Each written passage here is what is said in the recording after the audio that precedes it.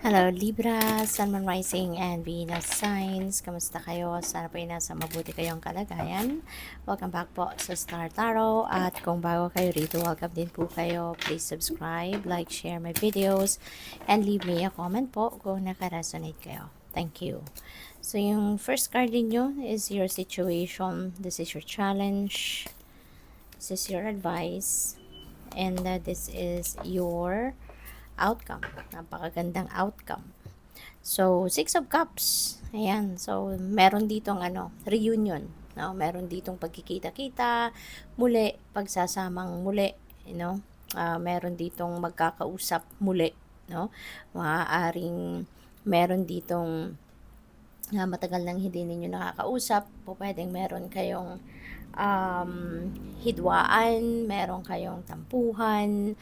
So, probably, magkikita kayong muli or maybe someone is going to approach you. Sa ngayon, kung sino man ito no, na maaring naging ninyo, yung meron kayong communication gap. No? In the past, po pwedeng siya ay mag-approach sa inyo sa ngayon at makikipag-usap muli. No? Po pwedeng mag-apologize, pwedeng magpapakumbaba, 'di ba? Yung ganon. Pwede rin ang iba sa inyo dito is going to come home, no? Baka nami-miss nyo na yung pamilya ninyo, asawa ninyo, magulang ninyo, anak ninyo, depende sa inyong sitwasyon, but maybe you are abroad or pwedeng nandito lang kayo sa Pilipinas pero malayo, no, kayo sa pamilya ninyo and maaaring nami-miss mo na, no, yung mga mahal mo sa buhay, kaya po pwedeng uuwi ka, no, to visit them, pwedeng ganon. So there is travel, no, may travel dito na magaganap. Kasi nga, kung magagaling kayo sa ibang lugar. So, yung challenge ninyo is Four of Pentacles. Ayan. So, the problem here is, siguro, pagdating sa pera, no? Baka meron ditong gusto ninyong umuwi, gusto ninyong makasama yung inyong pamilya, pero baka may financial constraints, no? Pwede rin na nanghihinayang, no, sa pera. So you're going to make a decision between makasama mong pamilya mo, 'di ba? Mapawi yung homesickness ninyo, or you're going to hang on to your money, you know, para hindi kayo magastusan. Yung ganon, no? So pag-isipan ninyo mabuti. Okay, what you are going to prioritize. So, yung advice is Hermit energy, which is about solitude. This is about putting yourself into stillness para para nang sa gayon magkaroon kayo ng time for yourself to think. Magkaroon kayo ng time for yourself na makapagnilay-nilay at makapagmuni-muni. Okay? It's about time para kayo ay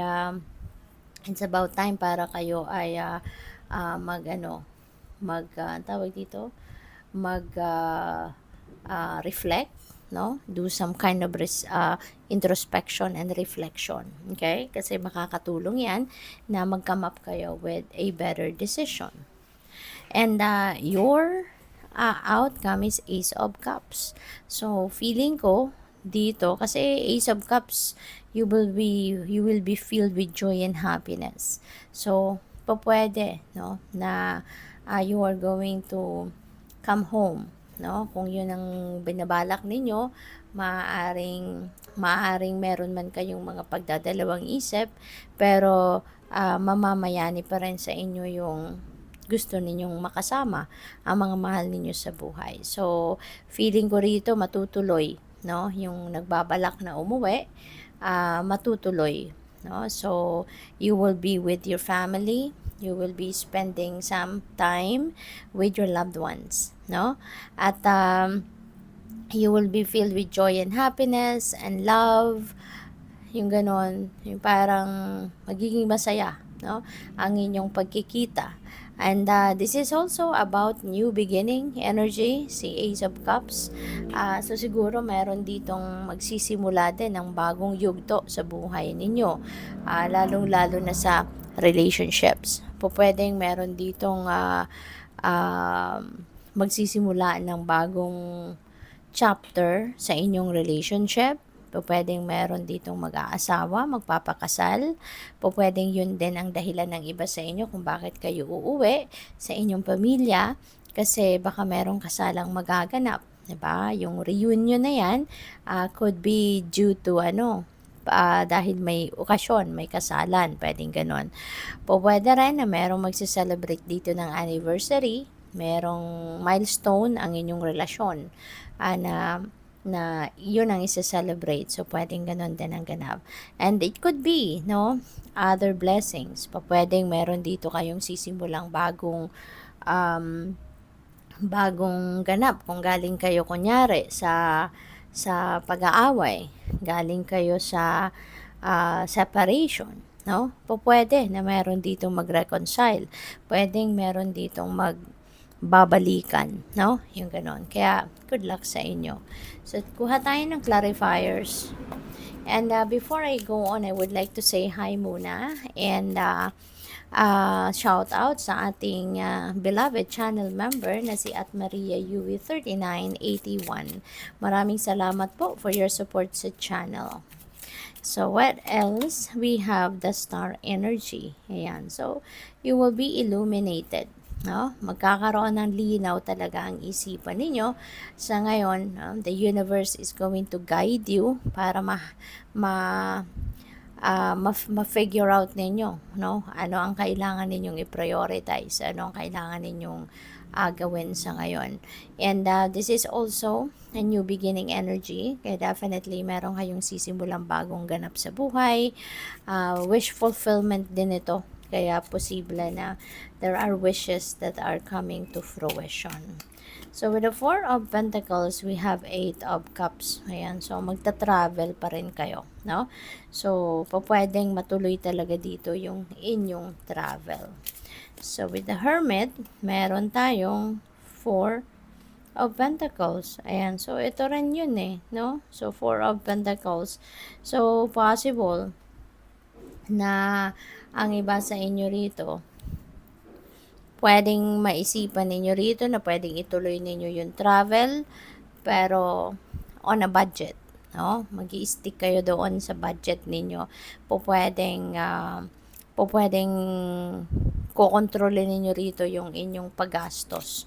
Kung ano lang yung necessary, yung parang magkukuripot kayo, Libra, sa iyong pagbiyahe. So, sa Ace of Cups, we have 6 of Wands. Ayan, this is victory energy. So, meron ditong, feeling ko meron ditong hard work kayo that is coming to fruition. Kung ano man, baka merong accomplishment kayo na pwedeng personal ninyong accomplishment ito and you're going to enjoy to share it. Celebrate it with your family, with your loved ones. Pwede rin naman na accomplishment ito ng inyong buong pamilya, and you are going to share it, with each and every one of you, pati na rin sa mga kaibigan ninyo, yung ganun. So, good luck sa'yo. So, maraming salamat din, Libra, sa mga nakapag-subscribe na. And if you haven't subscribed yet, subscribe na po kayo. Okay? Thank you. So, we have flexibility. Ayan. So, you know what? When you are flexible, when you are adaptable, hindi kayo nagrereklamo, hindi kayo nagko-complain, and you are just trying to adjust to new situation, or you're trying to adjust to new environment, makakaasa ka, na sa ganyang sa ganyang karakter ninyo, makakarating kayo sa kung saan man ninyo gusto makarating. Kasi hindi ka whiner, hindi ka complainer, 'di ba? Natututo kang sumabay sa agos ng buhay, 'di ba? So mabilis kang magtagumpay, 'di ba? Kasi wala kang negativity, Walang negativity sa puso mo, walang negativity sa isip mo. Kasi 'di ba, ang iba kapag hindi sila komportable sa isang pangyayari, nagrereklamo, 'di ba? Ginagawa ang lahat para makuha kung ano yung gusto nila, 'di ba? Hindi marunong mag-adjust, 'di ba? So, sa pagka ganon, mahirap-hirap, no, yung journey ng taong yon. Kasi hindi marunong hindi marunong makisama, hindi marunong sumabay sa agos ng buhay. We have manifestation. Yeah, be very honest and clear about what you wish to manifest in your life. Now, write it down on paper. Manifestation is step 1. Kasi isa nga sa another tool, no, of manifestation is journaling, or yung pagsusulat ng kung ano man yung intentions ninyo, ano man yung wishes ninyo, yung ganon. So, one powerful way of manifesting whatever it is that you want to manifest is by writing, no? Kasi doble, sinusulat mo na, pwedeng sinusulat mo yon at binubuka mo pa yung bibig mo, sinasabi mo pa, you're putting it into words, no? And at the same time, syempre yun ang laman ng isip mo. Kaya, kumbaga triple, no? Kasi ginagawa na ng kamay mo, sinasabi ng bibig mo, iniisip mo. Diba? Kaya that is also one powerful tool of manifestation. Pero sabi rito, maging honest ka at maging malinaw sa sarili mo kung ano talaga yung gusto mo. Diba? Kasi dapat maging maingat din tayo sa kung ano yung wini-wish natin. Kasi itong ganitong message po pwedeng ibibigay ito sa inyo agad.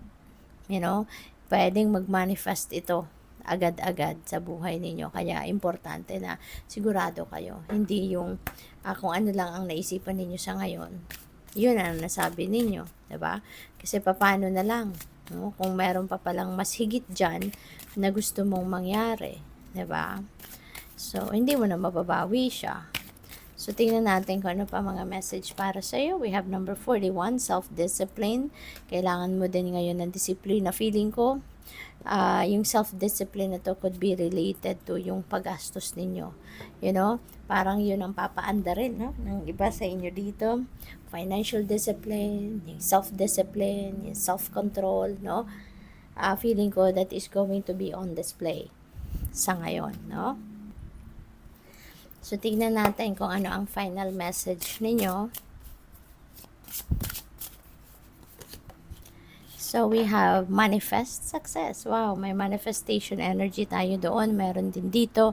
Tapos, meron tayong star, which is a wish coming true as well. So, most likely, Libra, meron talagang wishes dito na magka-come to fruition. Sabi dito, master your destiny by making use of your skills. Harness the creative forces to bring about success and achieve your goals. So, ito lang yung panawagan sa inyo. Gamitin mo na, no? I-apply mo na sa mga pangarap mo, sa mga wishes mo, sa mga heart's desires mo. I-apply mo na dito yung mga skills ninyo. Yung mga kung talento ninyo, yung gifts ninyo, gamitin mo ng lahat yan. Kung anong pwede mong magamit para na ma-manifest mo na kung ano man yung mga dreams ninyo, kung ano man yung mga tagumpay na gusto ninyong makamit, no? So, good luck sa'yo. Thank you for watching. Love and light. Namaste.